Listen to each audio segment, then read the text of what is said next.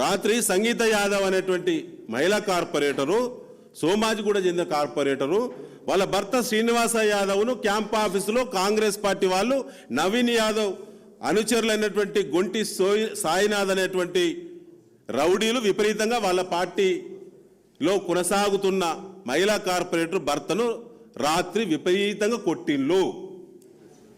ఇది కాదని సమాధానం చెప్పాలి కాంగ్రెస్ పార్టీ. సొంత పార్టీ కార్పొరేటర్ స్థాయి వాళ్ళని కొడుతున్నారు, డివిజన్ నాయకులను కొడుతున్నారు కాంగ్రెస్ పార్టీ వాళ్ళను. మేము చెప్పేది అబద్ధమైతే నియోజకవర్గంలో ఉన్న కాంగ్రెస్ పార్టీ ప్రచార బాధ్యులందరూ ఒక వేదిక మీద కూర్చొని మేము ఎవరిని కొట్టలేదని చెప్పండి.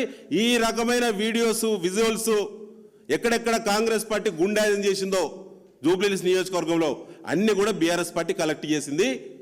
దీని కౌంటర్ ఎవరైనా కాంగ్రెస్ పార్టీ మాట్లాడితే ఖచ్చితంగా మళ్ళీ ఆ వివరాలన్నీ కూడా ప్రజల ముందు మేము పెడతాం. ఎల్లారెడ్డిగూడలో దాడి చేసిండ్రు, రైమత్ నగర్లో దాడులు చేసిండ్రు, ఇట్లా రకంగా అంతటా దాడులు చేస్తూ ఉన్నారు. సో దయచేసి మేము ఇప్పుడు డీజీపీ గారికి విజ్ఞప్తి చేస్తున్నాం, ఎన్నికల కమిషన్ విజ్ఞప్తి చేస్తున్నాం, స్వతంత్రంగా వివరించండి.